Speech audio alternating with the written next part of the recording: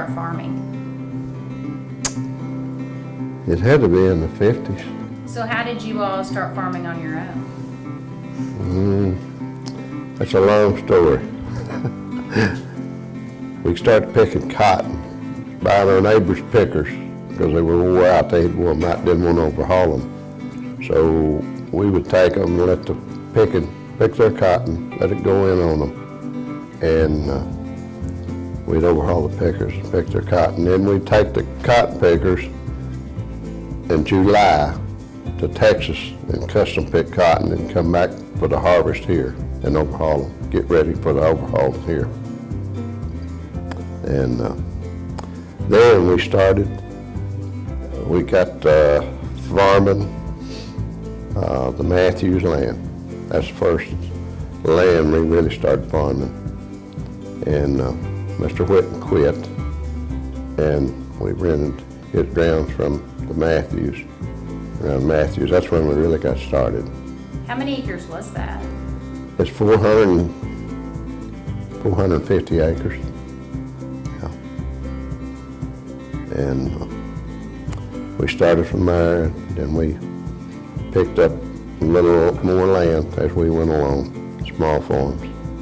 Well, Wade, what would you say has been the biggest change that you have implemented on your farm since you started farming? Irrigation was the best thing that ever happened to these farms around here. Yeah. And the next thing I would say, you know, I've been in the custom business all my life, and they kept bringing pickers, four rows, we had 2 rows started, and then 4 rows went to 6 rows. And the biggest change was when they come back with the picker with a round barrel picker on it. Well, Wayne, what role do you feel that Farm Credit has played in your operation? Well, it's pretty hard to beat. I don't think that a bank can loan you the money and call for it the next day, what I've heard. They don't do that. Right. That's one big thing, I think, make you go to them. And their interest rate is the best out. Yeah, that's the reason why we never did go anywhere else. We wanted all our stuff in. It's really the best deal not to put it out, then you know where you're at.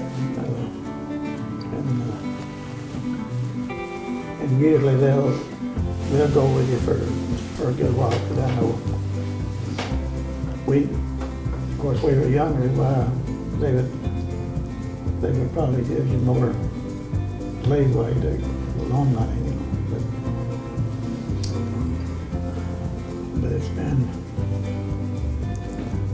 a good deal. Ricky, what would you say is one of your funniest memories working with your family? There's been so many, probably one every day, but one that really sticks in my mind, and there was an employee involved in it. We were cleaning out grain bin. And I think Steve, my dad, was on the ground, and I was at the top, and the guy who worked for us is in the bin. Well, he popped his head up, and a squirrel lands right on top of his head. And it was so funny. We've talked about it for years and years and years, but there's been many, but that's one that really stands out in my mind. What would you say is one of your best parts about working with your family? Well, I'll just say that Rick and I have had a unique situation growing up. We've done the same thing as my dad and Uncle Wayne. We went to Texas, started picking cotton. That's the first thing we did was buy 2 cotton pickers. Went down there and worked with them for many years. And it was just an experience that was kind of unique, because you learn your work ethics down there. It was very hard work, and we started like when we was 13. We was driving pickers very early, and we was in South Texas. The weather's hot, and it was just hard work. We had a cab. We didn't have no cab. We had a steering wheel and a seat, and that was it. Driving those pickers, and it was just an experience growing up that has done well for me and Ricky too. I mean, I think it's really helped us to understand families and working with them and work like that. That kind of got us started into farming too, but like Wayne said, nobody ever signed for them. somebody had to sign for us to get started in the farming.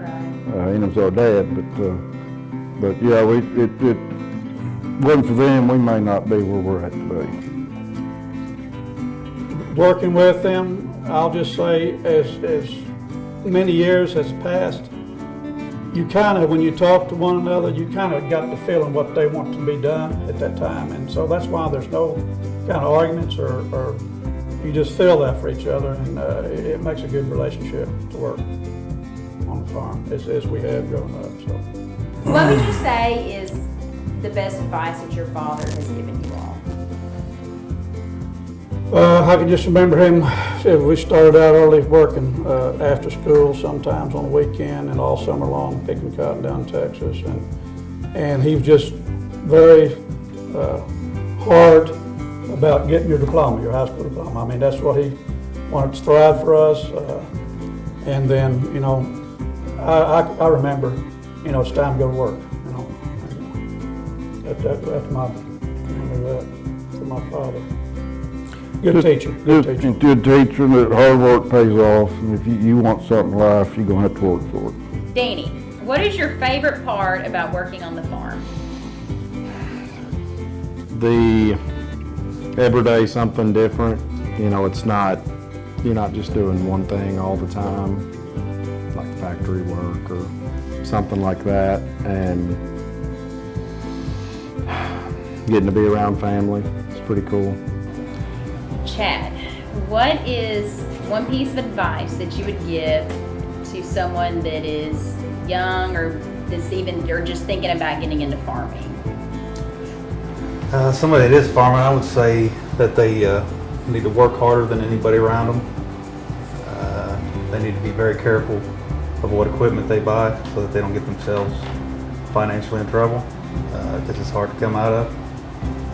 And the third thing would be ask a lot of questions from anybody you're involved with. Loaning, you've got to learn how to bank. You got to learn how to make purchases. You got to learn the skill of farming, planting, cultivating, harvesting. So it's not something you just learn 1 year. So you got to ask questions from anybody who gives you advice. Your lenders, your family, your friends, anybody that's been in the industry for a while. And if you're not able to ask a lot of questions, you're not going to make it very long. So that's what best advice I'd give them.